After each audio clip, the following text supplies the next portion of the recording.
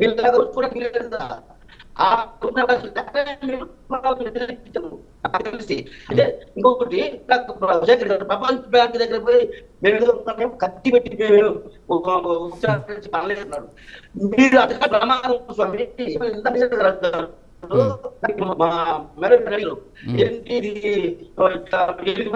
చేసారా కానీ ప్రపంచ బ్యాంకు ఒప్పుకోలేదు, వదిలేసింది.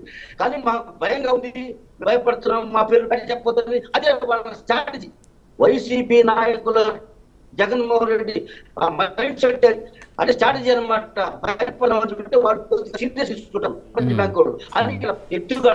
కానీ ప్రపంచ బ్యాంకు దోసుకుంటుంది, ఎవరు నమ్మలేదు, ఆడే ప్రజలు కూడా నమ్మరు ఇక్కడి నుంచి. ఎందుకంటే ఇప్పుడు అమరావతి కదండి, వీళ్ళు పుట్టలు చేస్తూ ప్రవీణ్ గారి విషయంలో ఎంత దుర్మార్గం అంటే ప్రభుత్వం ప్రజలు ఎంతో సౌమ్యంగా చెప్పిపోయి అదే చట్టం మళ్ళీ ఇప్పుడు ఈ వర్క్ గురించి 3 చెప్పుకుంటా పోతే చాలా లిస్ట్ వస్తుంది. ఓకే గ్యారంటీ ఉండదు చెప్తున్నారండి. అంటే అక్కడ కొంచెం సీనియర్ మేడం గారి కంటే కూడా మీరు పెద్దవారు. వస్తా మీ దగ్గరకు వస్తాం. ఇదేదో వాయిస్ కొంచెం క్లారిటీ లేదు. వస్తాను సార్, ఒకసారి అది చెక్ చేసుకోండి. మేడం శివపార్వతి గారు, శివపార్వతి గారు మీ వర్షం చెప్పండి. శివపార్వతి గారు ఒక్క నిమిషం. వెంకటేశ్వర్లు గారు ఒక్క నిమిషం ప్లీజ్. మీది ఆడియో ఏదో ప్రాబ్లం ఉంది, ఒక్క నిమిషం ఆగండి, వస్తాను నేను మీ దగ్గరికి. శివపార్వతి గారు చెప్పండి రాజు గారు.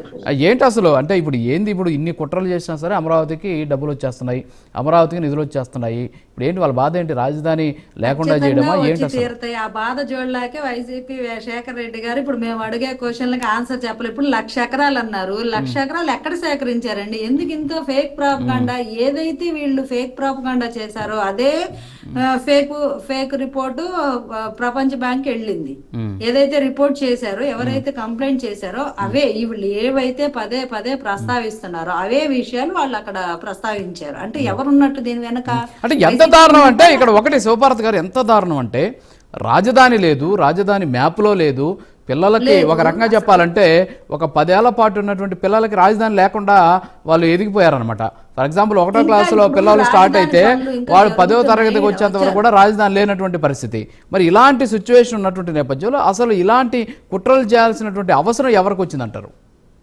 ఖచ్చితంగా వైసీపీకే వస్తుంది. ఎందుకు వస్తుంది అంటే వాళ్ళకి రాజధాని అనేది వాళ్ళకి ఇష్టం లేదు కాబట్టి రాగానే 3 ముక్కలాట అని చెప్పి మూడు ప్రాంతాల అభివృద్ధి అని చెప్పి ఏదో ఒక గేమ్ ఆడారు. ఎందుకంటే దీన్ని ఆపడం కోసం ఇంకెక్కడో డెవలప్ చేస్తాం అనేది ఒక విధానం. ఎందుకంటే దక్షిణాఫ్రికాలోనే ఆ సక్సెస్ అని ఒక ఫార్ములా పట్టుకొని దాన్ని ఏదో మేము ఇక్కడ చేస్తాం అంటే ఇక్కడ ఒకటికే దిక్కు లేదు, 3 చేస్తారంట. ఏదో అంటారు కదా, పుట్టికెగరలేనమ్మ స్వర్గానికి ఎగిరిందని.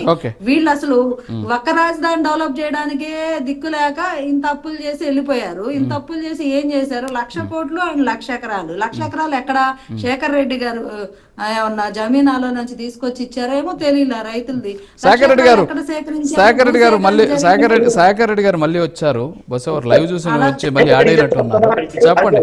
వద్దు సార్, ఒక్క నిమిషం ఉండండి సార్. శేఖర్ రెడ్డి గారు నాకు టైం లేదన్నారు, ఆగండి సార్. ఆయన మళ్ళీ అలిగి వెళ్ళిపోతారు. ఒక్క నిమిషం ఆగండి. శేఖర్ రెడ్డి గారిని మాట్లాడేవాడు మేడం, ప్లీజ్ శేఖర్ రెడ్డి గారిని మాట్లాడేవాడి.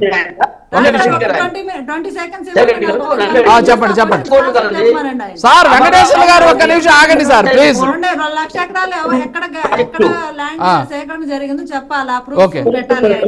ఇంకొకటి హైకోర్టు ఏదో కోర్టు అంట ల్యాండ్ పుల్లింగ్ ఇల్లీగల్ అని చెప్పింది. అంటే ఏ కోర్టు తీర్పు ఇచ్చిందో ఆ కోర్టు తీర్పు చూపించమని చెప్పండి. ఓకే శేఖర్ రెడ్డి గారు ఎందుకు వెళ్ళిపోయారండి? అడిగితే అట్ట మీరు మా మీద. సార్ ఒక్క నిమిషం సార్, చర్చ లాగా నడవాలి. అరగంట సేపు వాళ్ళ చేత అరగంట కాదు సార్, ఒక్కొక్కరికి ఒక్కొక్క 7 నిమిషాలు ఇవ్వాలి కదా. రాజుగారు ఆగండి,